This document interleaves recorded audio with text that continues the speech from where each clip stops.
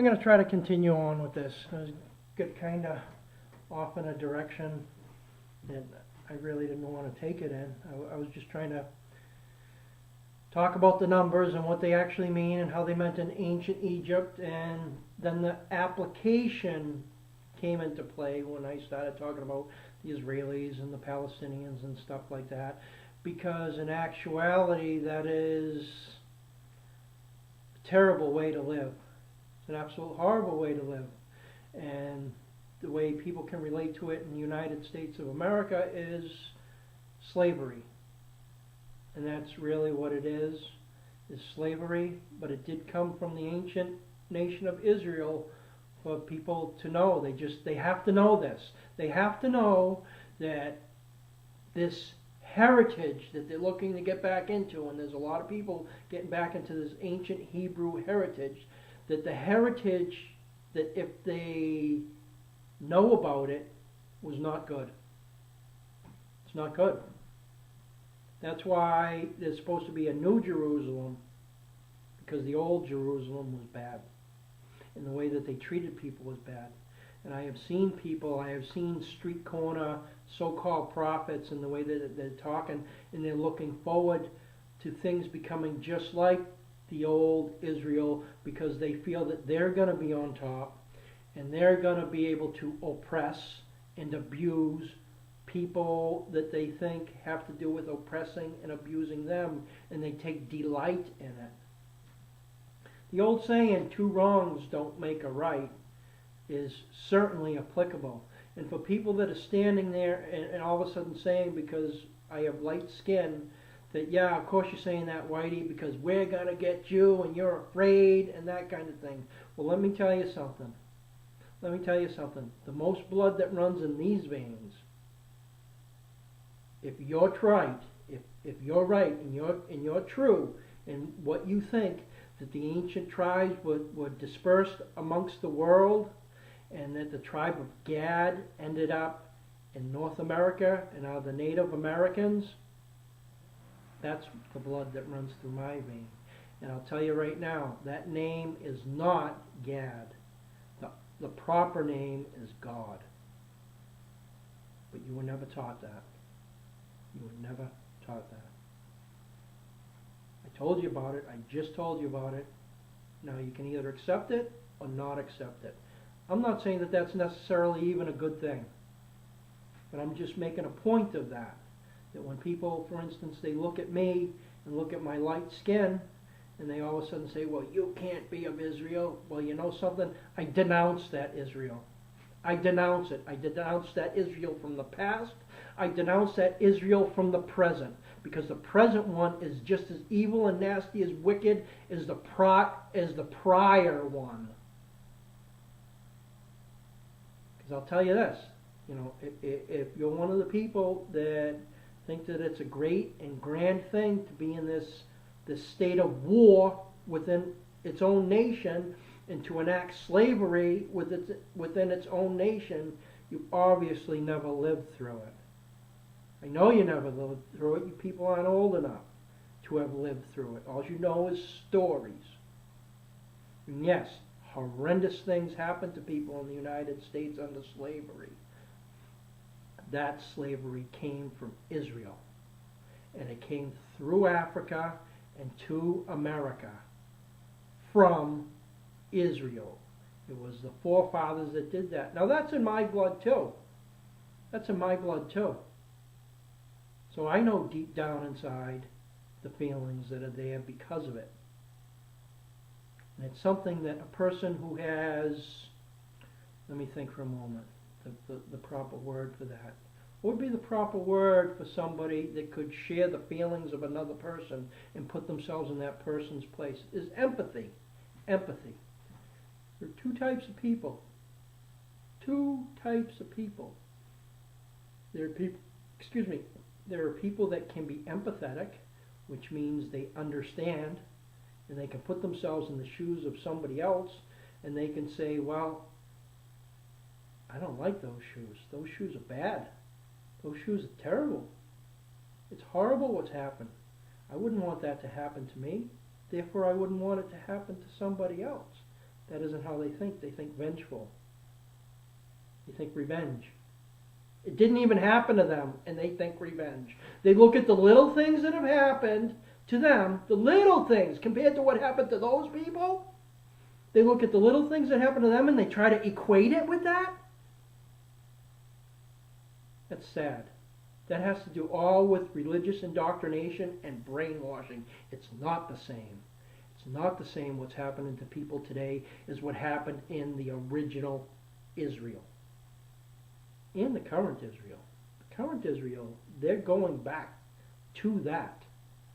It's not a place to be. You're not going to like it. No matter what side of the fence you're on, you're not going to like it if that was ever to take hold in the entire world. It's horrible for everybody involved. Except for the total elite. The guys up at the top, they don't give a crap. They really don't.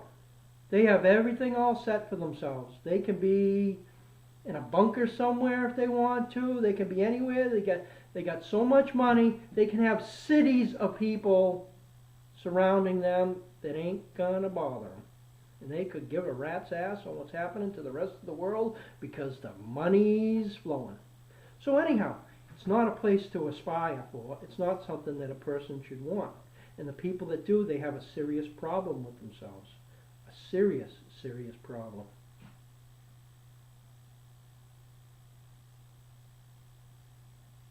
Reconcile.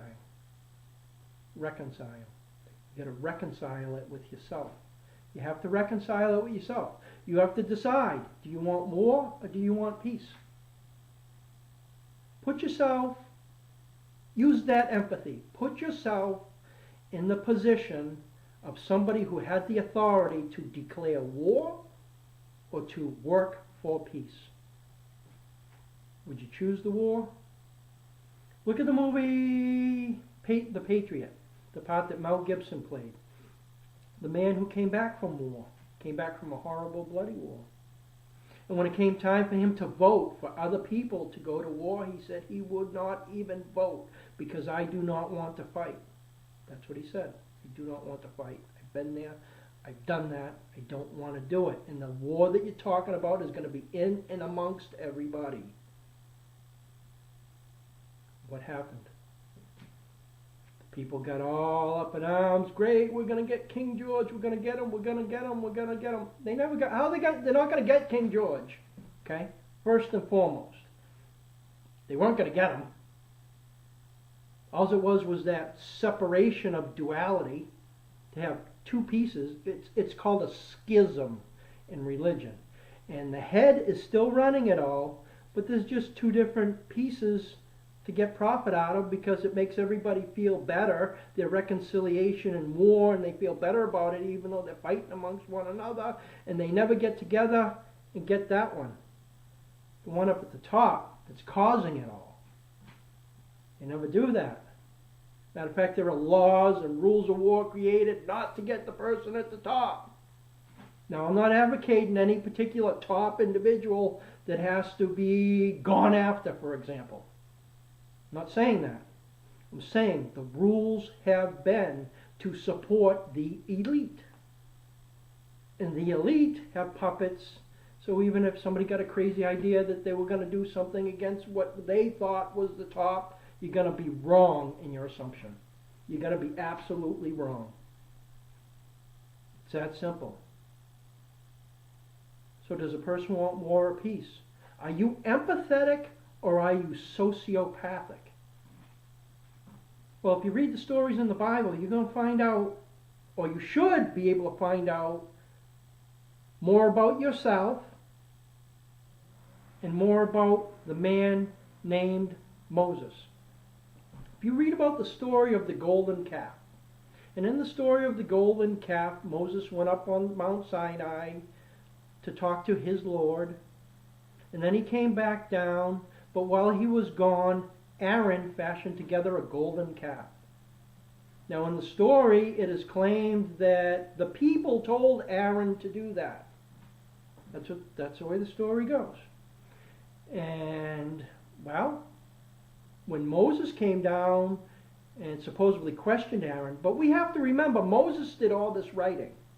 So never forget that out of your mind.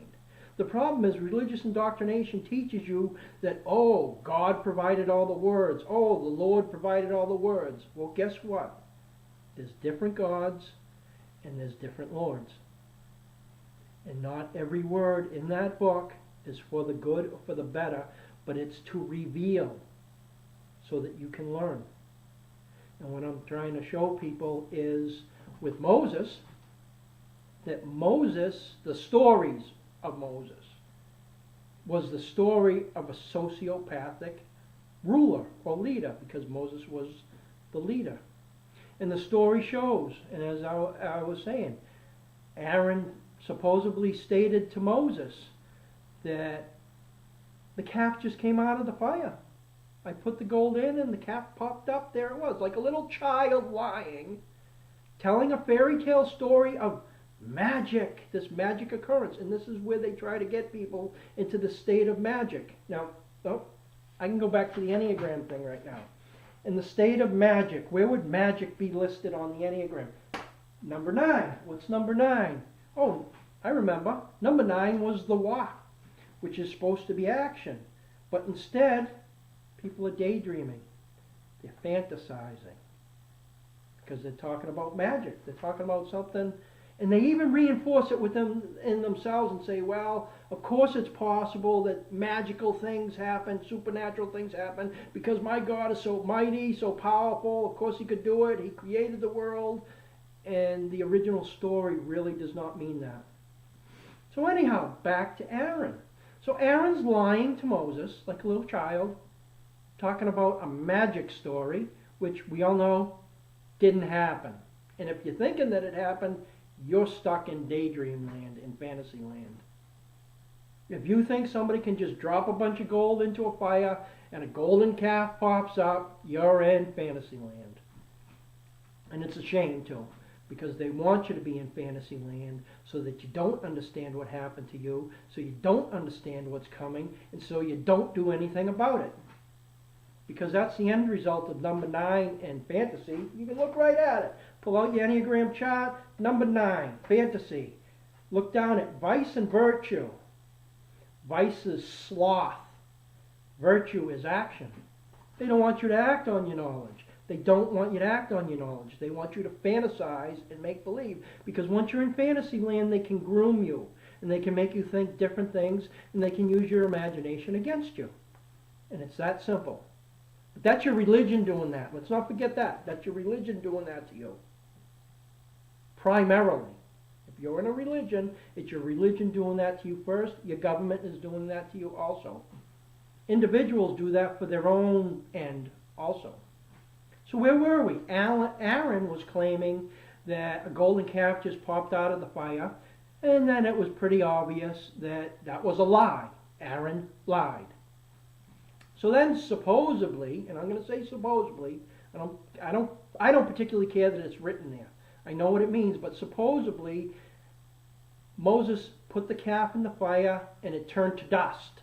And the dust got mixed with water and got fed to the people. That's supposedly what happened. Anybody with any logic and rationalization knows that you can't take a golden calf, I don't give a care if it's this big or if it's real big. I've seen pictures where they estimate on that it's huge, which I find that highly unlikely, but the bigger that it is, the more obvious it is that is not what happened. The gold did not turn to dust. But anyhow, the story says that it did turn to dust, which means it's gone now. That's the way the story says it's gone now. No way was it gone. It was not gone. It was a deception that occurred. It was theft. It was murder. It was robbery. And the story shows that. The story shows that. So anyhow, so the people were supposedly fed the gold with water, and then what happened? Moses ordered the Levi priests, which are the religious people, to go around, to take a sword and go around and start killing the civilians. And on that day, 3,000 people were killed. I'm going to tell you right now, that was a ritual blood sacrifice, which they had always done. And in this case, it even told you, it showed you in advance what it was all about. It was about stealing the gold. I have no reason to believe that Moses didn't come up with the plan and tell Aaron about it before he went to the mountain so that he could come back and institute his so-called discipline for the Lord. But if you're an empathetic person, put yourself in the shoes of those innocent people. Did they deserve to die? Did they deserve to die? If your answer to that question is yes, there's something seriously wrong with you. Of course they did not deserve to die. It doesn't matter if Aaron was not lying and that they did demand that he made an idol out of gold, and they danced around it and said, oh, it was the idol that got us out of Egypt. That's wonderful. That doesn't matter. That's baloney. That's bullshit. That's a lie. That's to get you to support the religious people in their evil actions, even over something simple and obvious. And that's why they want people in fantasy land, so they can get away with their evil, even when it's simple and obvious. Now, there's no doubt that after 3,000 people were murdered, that the people that witnessed the murders kept their mouths shut. And that's what Israel was really about. That's that fascism. That's that military dictatorship. They confiscated the gold. That's what they did. They confiscated the gold, killed 3,000 citizens, and everybody else kept their mouths shut, and they did what they were told. And that's the end result of that story. That story shows that Moses was a sociopath to do such a thing. But the story tells you even more about what happened. The story also says that Moses was talking to his Lord again, and his Lord was telling him that the people are going to be punished for their sin. The question to you is, what was the sin? Your church has told you the sin was the golden calf and the people dancing around it. That's what your religion has taught you. And that's what the religious orders of the day were teaching people. And they say, well, it's obvious it's an idol, and therefore they deserve to die. Do they really deserve to die for worshiping an idol? Do they? Or is it more where they end up dying because they were idle, meaning not doing anything, meaning inaction, meaning sloth, because they were fantasizing because of their religious leaders? It means they were able to die because of that, not that they should die because they got a silly gold thing, which they didn't have anyhow. Aaron had it, then Moses had it. But the story tells you that Moses consulted his Lord again, and that he was going to punish the people for their sin. Who was going to be punished for their sin? The Levites. As you read, the Levites. The Levites were the ones that sinned. People in religion have been taught that it was the people that were dancing around the fire in front of a golden calf, that they were the ones that deserved to be punished for their sin. The sin was the Levites following Moses' order in murdering 3,000 innocent people. It was the Levites who sinned. Murder is the sin. Murder is the first sin, the very first sin.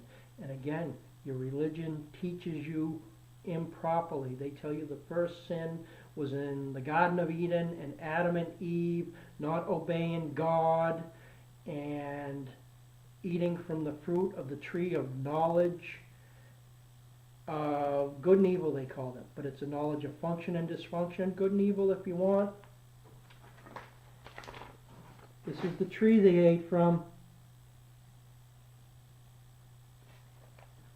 That tree teaches you all about the angels. It teaches you all about the demons. It teaches you all about right. Teaches you all about wrong.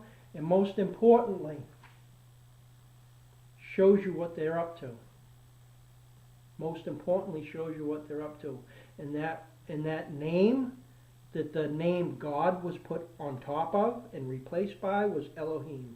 And the Elohim were the leaders, the religious leaders of the time. Think about it.